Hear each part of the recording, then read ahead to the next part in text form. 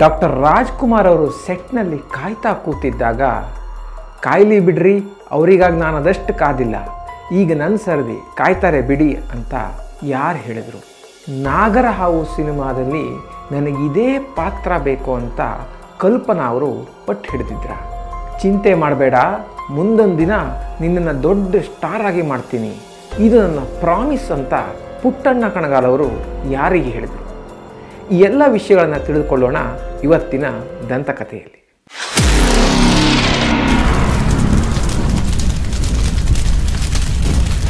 ಸ್ನೇಹಿತರೆ, ಕಲ್ಪನಾ ಅವರು ಮಿನುಗುತಾರೆ ಅಂತಲೇ ಪ್ರಸಿದ್ಧವಾದಂಥವರು. ಕನ್ನಡ ಚಿತ್ರರಂಗದಲ್ಲಿ ಬಹಳಷ್ಟು ಸಿನಿಮಾಗಳಲ್ಲಿ ಒಂದು ಅದ್ಭುತವಾದ ಅಭಿನಯವನ್ನು ಕೊಟ್ಟು ಜನರನ್ನು ರಂಜಿಸಿದಂಥವರು. ಇವತ್ತು ನಾವು ಕಲ್ಪನಾ ಅವರ ಜೀವನದಲ್ಲಿ ನಡೆದಂತಹ ಕೆಲವೊಂದು ವಿಶೇಷ ಘಟನೆಗಳನ್ನು ತಿಳಿದುಕೊಳ್ಳೋಣ. ಕಲ್ಪನಾ ಅವರು BR ಪಂತುಲ್ ಅವರ ಸಾಕು ಮಗಳು ಅಂತ ಒಂದು ಸಿನಿಮಾದಲ್ಲಿ ಅಭಿನಯ ಮಾಡ್ತಿದ್ದಾಗ ಅವರಿಗೆ ಸೆಟ್ನಲ್ಲಿ ಒಂದು ಅವಮಾನ ಆಗಿರುತ್ತೆ. ಆಗ ಅದೇ ಸಿನಿಮಾದಲ್ಲಿ ಕೆಲಸ ಮಾಡ್ತಿದ್ದಂತಹ ಪುಟ್ಟಣ್ಣ ಕಣಗಾಲ್ ಅವರು, ಚಿಂತೆ ಮಾಡಬೇಡ, ಮುಂದೊಂದು ದಿನ ನಾನು ನಿರ್ದೇಶಕನಾದಾಗ ನಿನ್ನನ್ನು ದೊಡ್ಡ ಸ್ಟಾರನ್ನಾಗಿ ಮಾಡ್ತೀನಿ, ಇದು ನನ್ನ ಪ್ರಾಮಿಸ್ ಅಂತ ಮಾತು ಕೊಟ್ಟಿರ್ತಾರೆ.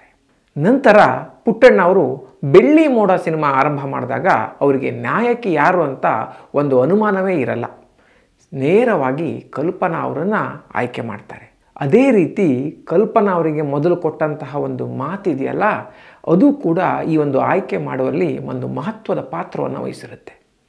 ಬೆಳ್ಳಿ ಮೋಡ ಸಿನಿಮಾ ಕನ್ನಡ ಚಿತ್ರರಂಗದಲ್ಲಿ ಒಂದು ಮೈಲಿಗಲ್ಲಾಗಿ ಉಳಿಯುತ್ತೆ. ನಂತರ ಶರಪಂಜರ ಸಿನಿಮಾ ಕೂಡ ಕಲ್ಪನಾ ಅವರ ಒಂದು ಚಿತ್ರ ಜೀವನದ ಒಂದು ಅತ್ಯುತ್ತಮ ಸಿನಿಮಾವಾಗಿ ಮಾರ್ಪಡುತ್ತೆ. ಈ ರೀತಿಯ ಸಿನಿಮಾಗಳ ಮೂಲಕ ಕಲ್ಪನಾ ಅವರು ಎಲ್ಲ ವರ್ಗದ ಪ್ರೇಕ್ಷಕರಿಗೆ ಇಷ್ಟ ಆಗ್ತಾರೆ. ಮಿನುಗುತಾರೆ ಅಂತ ಅವರಿಗೊಂದು ಬಿರುದು ಬರುತ್ತೆ. 4 ವರ್ಷಗಳ ಕಾಲ ಒಟ್ಟಿಗೆ ಕೆಲಸ ಮಾಡಿದಂತಹ ಪುಟ್ಟಣ್ಣ ಕಣಗಾಲ್ ಮತ್ತು ಕಲ್ಪನಾ ಅವರ ಒಂದು ಜೋಡಿಯ ಮಧ್ಯೆ ನಾಗರಹಾವು ಸಿನಿಮಾದಲ್ಲಿ ನಡೆದಂತಹ ಈ ಒಂದು ಘಟನೆ ಒಂದು ಮನಸ್ತಾಪಕ್ಕೆ ಕಾರಣ ಆಗುತ್ತೆ. ಈ ಒಂದು ಘಟನೆ ನಂತರ ಇವರೊಬ್ಬರು ಒಟ್ಟಿಗೆ ಸಿನಿಮಾ ಮಾಡೋದನ್ನು ನಿಲ್ಲಿಸ್ತಾರೆ. ಹಾಗಾದರೆ ನಾಗರಹಾವು ಸಿನಿಮಾ ಸಮಯದಲ್ಲಿ ಏನು ನಡೀತು? ನಾಗರಹಾವು ಸಿನಿಮಾದಲ್ಲಿ ಜಯಂತಿಯವರು ಮಾಡಿದಂತಹ ಒನಕೆ ಒಬ್ಬವನ ಪಾತ್ರಕ್ಕೆ ಪುಟ್ಟಣ್ಣ ಕಣಗಾಲ್ ಅವರು ಕಲ್ಪನಾ ಅವರನ್ನು ಕೇಳಿರ್ತಾರೆ. ಆದರೆ ಕಲ್ಪನಾ ಅವರು, ನನಗೆ ಈ ಪಾತ್ರ ಬೇಡ, ಶುಭಾಳ ಪಾತ್ರ ಕೊಡಿ ಅಂತ ಒತ್ತಡ ಹೇರುತ್ತಾರೆ. ಪುಟ್ಟಣ್ಣ ಕಣಗಾಲ್ ಅವರಿಗೆ ಇದಿಷ್ಟ ಆಗೋದಿಲ್ಲ. ನನ್ನ ಸಿನಿಮಾದಲ್ಲಿ ಯಾರ್ಯಾರು ಯಾವ ಪಾತ್ರ ಮಾಡಬೇಕು ಅಂತ ನಾನು ಫೈನಲಾಗಿ ಡಿಸಿಷನ್ ತಗೋಬೇಕು. ಈ ರೀತಿ ಒಂದು ಪಾತ್ರದ ವಿಷಯದಲ್ಲಿ ಹುಟ್ಟಿಕೊಂಡಂತಹ ಈ ಒಂದು ಮನಸ್ತಾಪ ಇವರಲ್ಲಿ ಒಂದು ದೊಡ್ಡ ಬಿರುಕನ್ನೇ ಉಂಟು ಮಾಡುತ್ತೆ.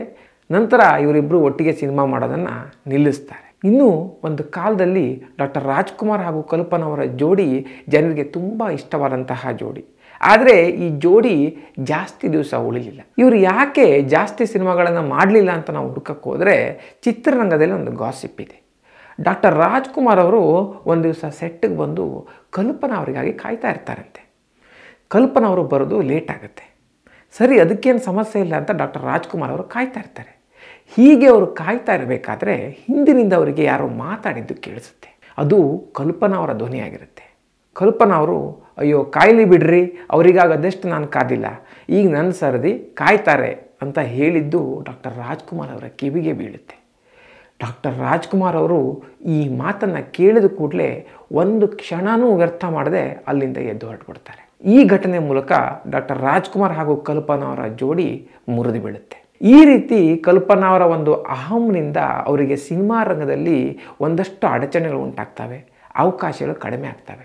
ನಂತರ ಅವರ ಜೀವನ ಯಾವ ರೀತಿ ಒಂದು ದುರಂತವಾಗಿ ಕೊನೆಗೊಳ್ಳುತ್ತೆ ಅಂತ ನಿಮಗೆಲ್ಲ ಗೊತ್ತೇ ಇದೆ. ಇದ್ರ ಬಗ್ಗೆ ನಾನು ಹೆಚ್ಚಿಗೆ ಮಾಹಿತಿ ಕೊಡಬೇಕಾಗಿಲ್ಲ. ಸ್ನೇಹಿತರೆ, ಈ ವಿಡಿಯೋ ನಿಮ್ಗೆ ಇಷ್ಟ ಆಗಿದ್ದರೆ ತಪ್ಪದೇ ಶೇರ್ ಮಾಡಿ.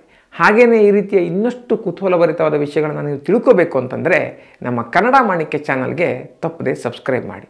ಮುಂದಿನ ಸಂಚಿಕೆಯಲ್ಲಿ ಮತ್ತೊಮ್ಮೆ ಸಿಗೋಣ. ಅಲ್ಲಿವರೆಗೂ ನಮಸ್ಕಾರ.